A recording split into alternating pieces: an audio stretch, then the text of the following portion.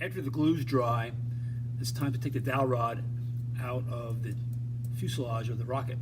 Before you do that though, get an indelible marker and make sure you write your name on here so that we can identify your rocket. And then to get the dowel out, it might be a little stuck because as the glue dries, the paper shrinks a little bit.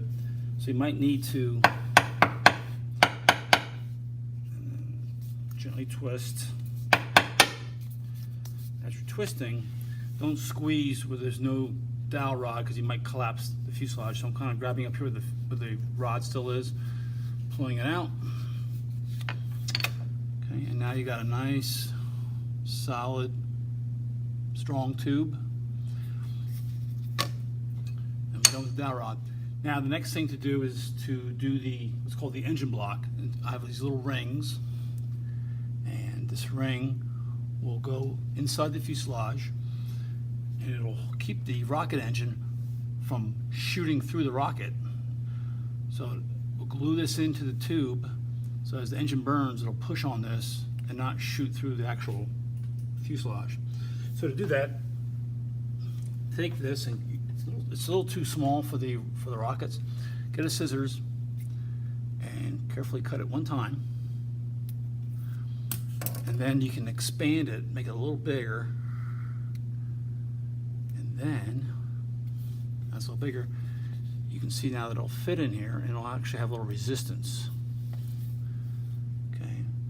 Now you gotta put some glue on. I just kind of wipe some glue on the outside, and then we're going to push it into place with the actual rocket engine.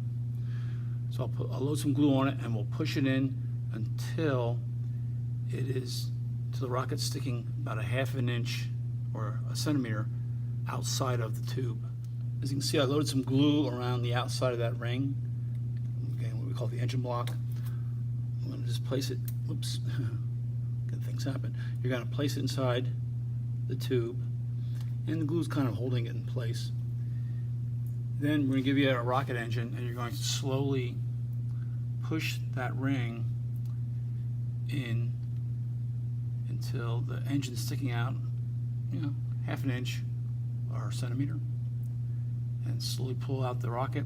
And then look inside, make sure the ring's still in there correctly, and we'll let that settle and dry. Now you got to remember, this now is the end that has the engine. This is the end that's going to have the cone. And so we're going to work on next. Next, we're going to build a shock cord, which is just a manila folder piece, which is 2 by 7 centimeters, 40 centimeter of string, and a rubber band to attach the parachute to. I'm going to glue this all in during the same step. So you can take a manila folder and measure approximately 2 by 7 centimeters and cut out a small rectangle.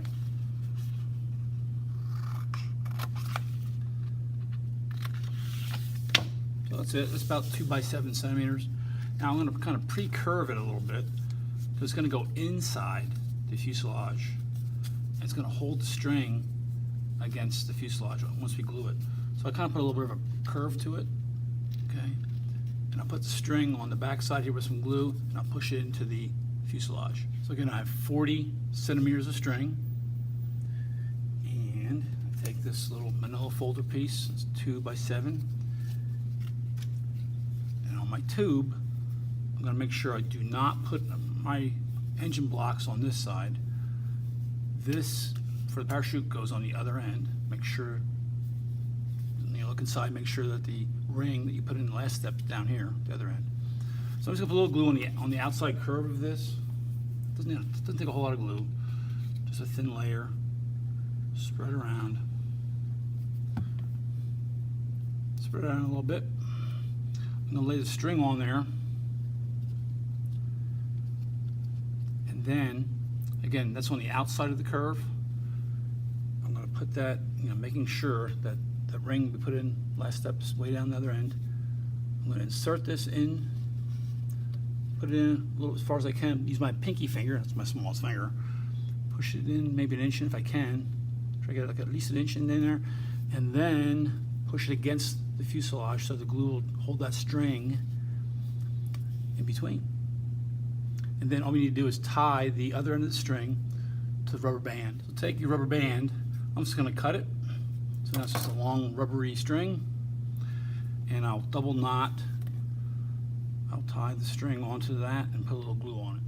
There's my double knot, and a little drop of glue would be a good thing so that knot does not slip off. And that's it for part 2.